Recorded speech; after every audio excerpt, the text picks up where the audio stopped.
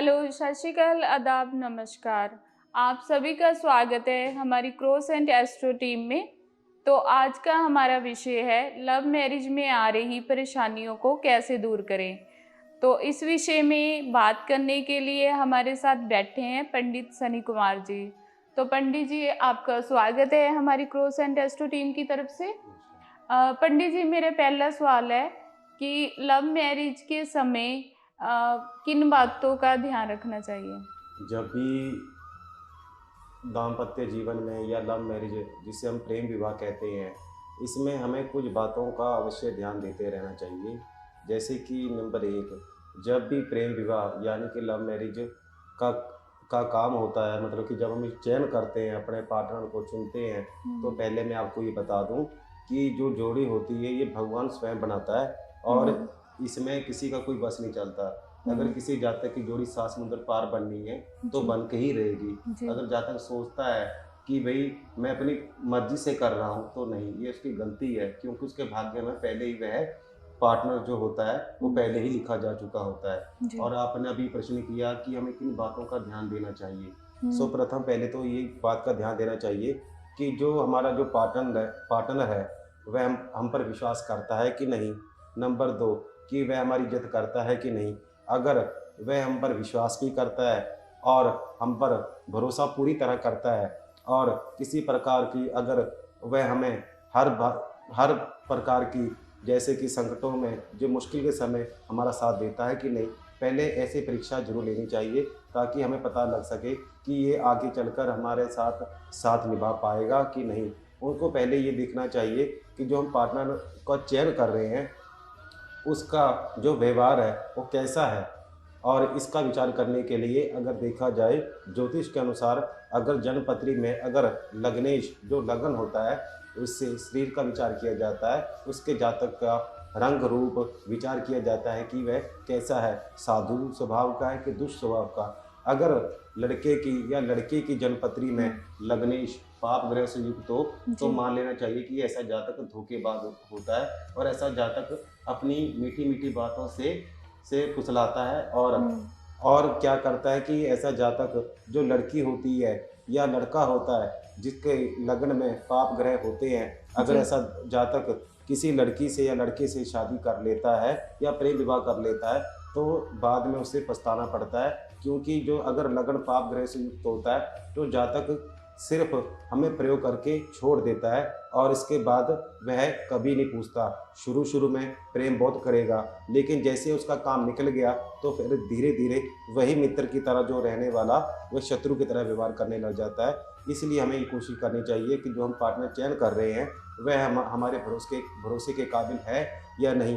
पहले अच्छी तरह जाँच-पड़ताल कर लेनी चाहिए, उसके बाद ही कुछ निर्णय करना चाहिए। पंडित जी, लव मैरिज का योग कुंडली में कैसे बनता है?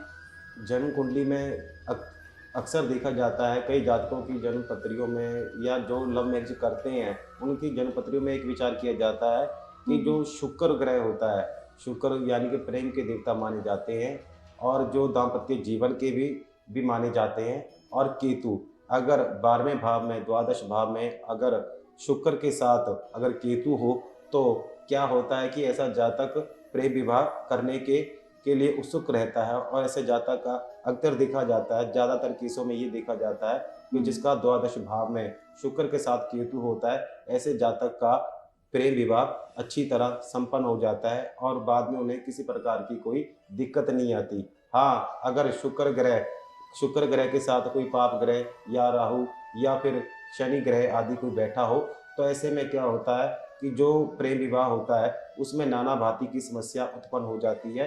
बाद में कोर्ट कचहरी, मुकदमा आदि से जातक को समस्या का सामना करता रहना पड़ता है। इसीलिए जब भी विचार किया जाता है, अगर शुक्र और केतु अगर शुभ ग्रह हैं, शुभ ग्रह अगर हमारे द्वादश भाव में युक्त होते हैं, तो जातक का जो लव मैरिज होती है, उसमें सफलता प्रदान होने में बहुत सहायक होते हैं। पंडित जी, अगर कोई व्यक्ति लव मैरिज कराना चाहता है तो उसे अपने जीवन साथी का चुनाव कैसे करना चाहिए?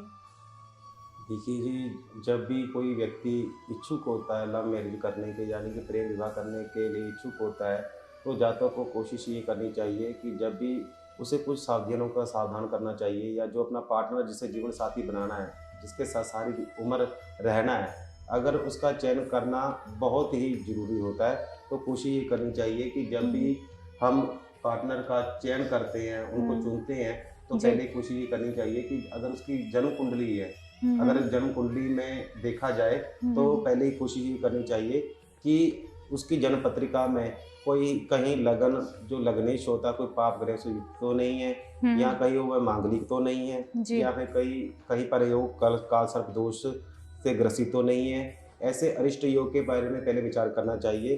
कई बार क्या होता है, जो सप्तम भाव होता है जन्म पत्री में, वह हमारे विवाह का योग बताता है, ये मतलब कि दाम्पत्य जीवन का बारे में संकेत करता है।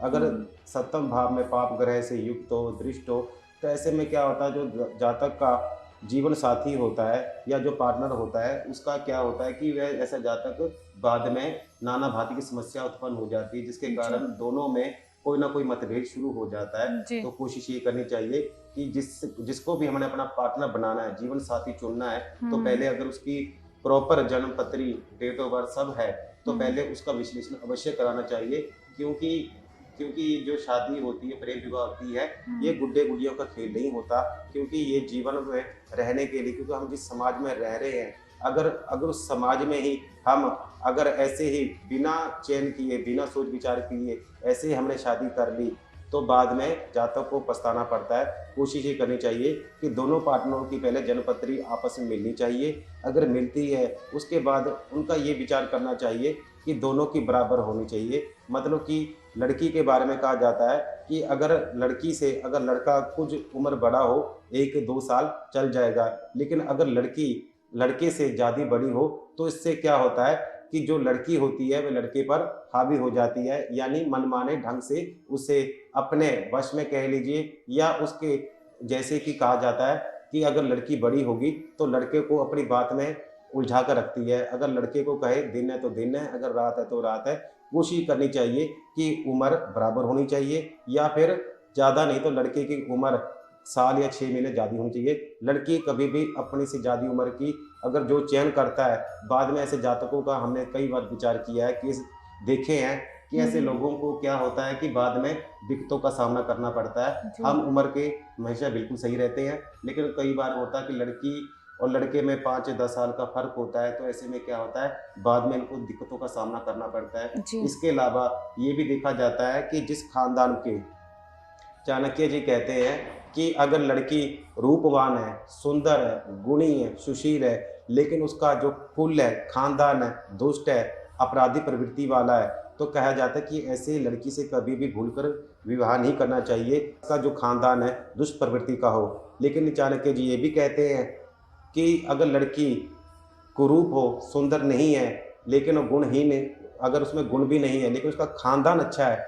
तो ऐसे लोगों से साथ विवाह करना सही रहता है। जिसका खानदान अच्छा होगा, यश, मान, कीर्ति प्राप्त करने वाला होगा, जिसकी मान, सम्मान, इज़्ज़त समाज में है, ऐसे अच्छे कुल की अगर लड़की के साथ या लड़के के साथ विवाह होता है, तो लड़की या लड़का दोनों सुखमय रहते हैं। लेकिन अगर खानदान ही अगर गलत है या दुष्ट प्रवृत्ति वाला है, तो बेशक लड़का या लड़की कितने ही सुंदर या गुणवान, सुशील क्यों ना हो, लेकिन बाद में क्या कहा जाता है कि खून का रंग तो दिख ही जाता है। इसीलिए विचार करना चाहिए, कोशिश करनी चाहिए कि जहाँ भी हम अपना दाम्पत्य जीवन या प्रेम विवाह शुरू कर रहे हैं, जो हमारा पार्टनर है, उसके जो परिवार के लोग हैं, किस प्रवृत्ति के हैं, कैसे लोग हैं, इस चीज़ का हमें विशेष ध्यान करना चाहिए, ताकि हमें आगे जाकर इन समस्याओं का सामना ना करना पड़े। पंडित जी, कई बार क्या होता है कि पारिवारिक सदस्य लव मैरिज के खिलाफ होते हैं, तो उसके लिए जो व्यक्ति लव मैरिज करवाना चाहता है, क्या करना चाहिए उनको? आपने देखा होगा कि जो हमारे जो समाज है, हुँ, उसमें हुँ। लव मैरिज को अच्छी निगाह से नहीं देखा जाता, हुँ, तो हुँ। लोग बुरा मानते हैं। हुँ, तो हुँ। इसमें क्या होता है, अगर कोई लव मैरिज करना चाहता है, युवक या युवती, तो क्या होता है, जो उसके रिश्तेदार होते हैं, जो उसके परिवार के सदस्य लोग होते हैं, हुँ, वह हुँ। क्या करते हैं, वह इस बात से असहमत हो जाते हैं, यानी कि वह बात को राज़ी नहीं होते। तो जी। नाना प्रकार की समस्या उत्पन्न हो जाती है, जिसके कारण परिवार के लोग डिप्रेशन देने लग जाते हैं लड़का या लड़की को, जिसके कारण कि वह शादी ना करें।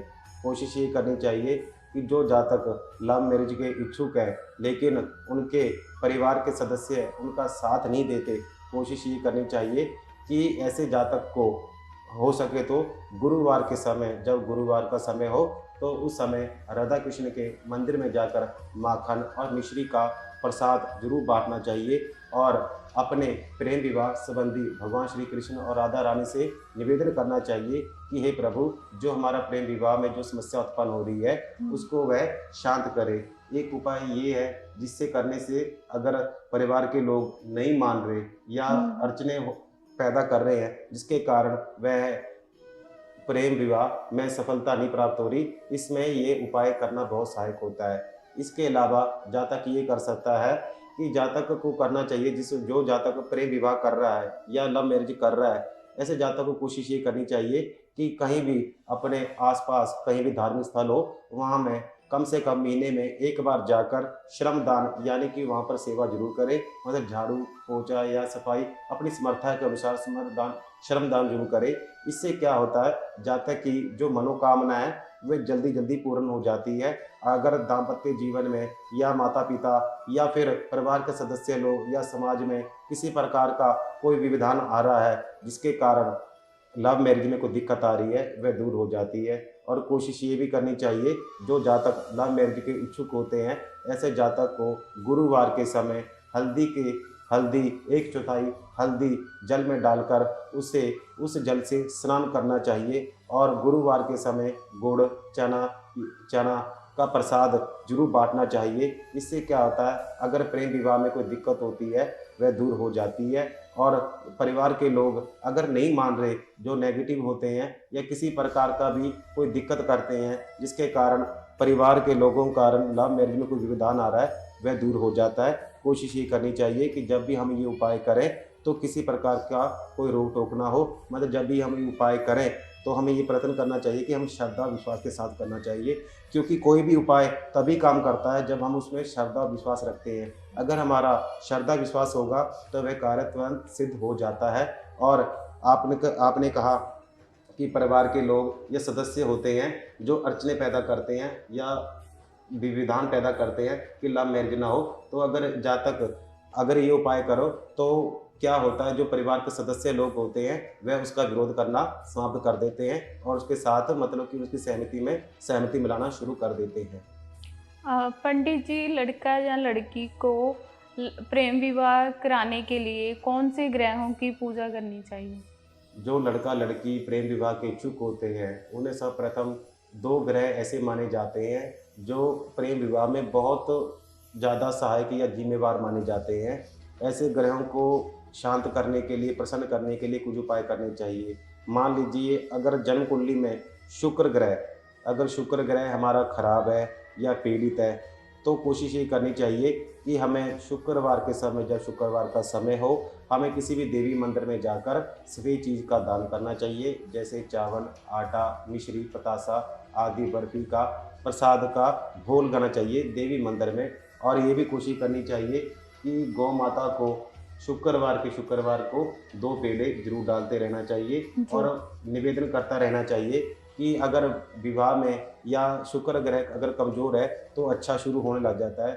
जातक को यही प्रयत्न करना चाहिए कि वह साफ सुथरा रहे, क्योंकि जो शुक्र ग्रह होता है ये प्रेम संबंधी माना जाता है। और कोशिश ये करनी चाहिए कि जातक हमेशा साफ सुथरा रहे और हल्का सा परफ्यूम जरूर इस्तेमाल करे। जातक को कभी भी काला नीला वस्त्र नहीं पहनना चाहिए, उसकी जगह पर हो सके तो सफ़ेद या क्रीम कलर के वस्त्र को ज़्यादा मान्यता देनी चाहिए, पहनना चाहिए। इसके अलावा जो केतु ग्रह जो होता है दाम्पत्य जीवन में या जो लव मैरिज होता है उसमें बहुत सहायक होता है। तो कोशिश ये करनी चाहिए कि केतु ग्रह की शांति के लिए हो सके तो चिड़ियों को कुछ ना कुछ सतनाजा, बाजरा आदि डालते रहना चाहिए प्रतिदिन, और जल की व्यवस्था करते रहना चाहिए और प्रतिदिन जल को बदलते रहना चाहिए।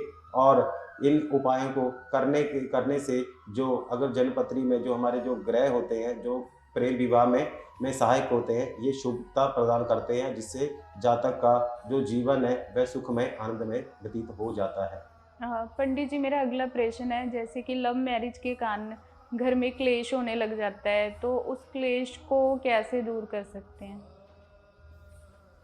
लव मैरिज जब एक बार जातक कर लेता है तो बाद में क्या होता है कि कुछ समय, साल 6 महीने तो बिल्कुल प्रेम से रहते हैं। लोग कहते हैं कि इसके जैसा प्रेम तो कहीं नहीं है। इनकी मिसालें देते हैं लोग कि प्रेम है, एकता है तो इनमें ही है। लेकिन बाद में क्या होता है कि साल 6 महीने बाद वही पार्टनरशिप, मतलब जो होते हैं, जो पार्टनर होते हैं, जिन्होंने प्रेम विवाह किया होता है, जो एक मित्र होते हैं, मित्र की तरह रहते हैं, बाद में वही आपस में एक दूसरे का विरोध करना शुरू कर देते हैं, जिसके कारण घर में क्लेश उत्पन्न हो जाता है। कोशिश ये करनी चाहिए कि जिस घर में दाम्पत्य जीवन में या लव मैरिज करने के बाद घर में क्लेश शुरू हो जाते हैं, ऐसे जातकों को पहले सर्वप्रथम ये करना चाहिए जी। कि अपने घर में जो घर का जो कलर होता है, रंग होता है, वह गुलाबी या सफ़ेद रंग का ही होना चाहिए। इसके अलावा कोई ऐसा रंग नहीं होना चाहिए जो जो नकारात्मक हो, जो नेगेटिविटी को आकर्षित करे। इसके अलावा जो लव मैरिज कर रहे हैं और घर में तब भी क्लेश हो रहा है, लव मैरिज करने के बाद भी कोई ना कोई दिक्कत आ रही है, घर में क्लेश के कारण सभी सदस्य बीमार या आर्थिक या मानसिक तनाव से गुजर रहे हैं, ऐसे घर में कोशिश करनी चाहिए कि जो जैसे कि टूटे-फूटे जो बर्तन होते हैं या इलेक्ट्रॉनिक सामान होता है, इसके अलावा या चादर, फटी पुरानी चादरें होती हैं, ऐसी चादरों का भी कहीं हो सके तो घर से बाहर कर देना चाहिए। घर में जो भी कूड़ा-कबाड़ होता है, इससे क्या होता है, जो जातक के घर में क्लेश शुरू हो जाता है, तो कोशिश ये करनी चाहिए कि जो भी जातक लव मैरिज कर रहे हैं और जिनके घर में समस्या उत्पन्न जी। हो रही है कि भई ये क्या समस्या उत्पन्न हो रही है, तो कोशिश ये करनी चाहिए कि जातक को तो पहले तो अपने घर में से जो कूड़ा-करकट होता है, इसको दूर करना चाहिए और टूटे-फूटे जो बर्तन होते हैं, इलेक्ट्रॉनिक सामान होते हैं, इसको घर से बाहर करना चाहिए और जो घर के जहाँ पर शयन कक्ष होता है, जहाँ पर हम सोते हैं, वहाँ पर राधा कृष्ण की सौम्यमयी चित्र होना चाहिए और कोशिश ये भी करनी चाहिए कि जहाँ पर भगवान कृष्ण का राधा के साथ चित्र हो, प्रेममयी मुद्रा में हो और वहाँ पर मोर के 7 पंख ज़रूर लगाने चाहिए। इसी प्रकार क्या होता है, अगर घर में किसी प्रकार का कोई नकारात्मक दोष आ रहा है, जिसके कारण दाम्पत्य जीवन में या घर में क्लेश हो रहा है, वह दूर हो जाता है और हमें यही प्रयत्न करना चाहिए कि जो जो पति-पत्नी होते हैं, जिन्होंने शादी कर ली है, लव मैरिज करने के बाद उनको ये प्रयत्न करना चाहिए कि वह हमेशा स्वच्छ रहें, साफ रहें, कभी भी झूठ ना करें, झूठ ना बोलें, निंदा ना करें। क्योंकि कहा जाता है कि अगर हम आग में घी डालेंगे तो आग ज़्यादा प्रज्वलित होती है, क्योंकि आग में जितना मर्ज़ी घी डालते रहें, तो कभी भी अग्नि शांत नहीं होती। उसी प्रकार अगर दाम्पत्य जीवन में पति-पत्नी दोनों में से जो पार्टनर होते हैं, अगर एक को क्रोध आता है, तो दूसरे को शांत हो जाना चाहिए। इससे क्या होता है कि अगर दिक्कत हो रही है, अगर घर में क्लेश है, तो 100% नहीं तो 80% शांत तो जो क्लेश होता है, वो जड़ तो वहीं पर समाप्त हो जाता है। कोशिश ये करनी चाहिए कि अगर एक पार्टनर गुस्से में है, तो दूसरे को हमेशा शांत रहना चाहिए। कभी ऐसा नहीं होना चाहिए कि वह गुस्से का जवाब गुस्से से दे, क्योंकि अगर गुस्से का जवाब गुस्से से दिया जाए, तो घर में क्लेश उत्पन्न हो जाता है, जिसके कारण दाम्पत्य जीवन में और प्रेम विवाह में समस्या उत्पन्न हो जाती है। कोशिश ये करनी चाहिए कि जो जो जातक प्रेम विवाह कर रहे हैं, अगर उसके घर में क्लेश उत्पन्न हो रहा है, तो अगर इन बातों का, सावधानियों का ध्यान रखा जाए, तो कभी भविष्य में ऐसी समस्या की नौबत नहीं आती और उनका जो दाम्पत्य वैवाहिक जीवन है, सुख समृद्धि और प्रेम पूर्वक रहता है। हमारे दर्शकों को बताया है कि वो लव मैरिज में आ रही दिक्कत परेशानियों को कैसे दूर करें। उसके लिए आपका बहुत बहुत धन्यवाद। हमारी क्रॉस एंड एस्ट्रो टीम की तरफ से जल्दी मिलते हैं नेक्स्ट वीडियो में।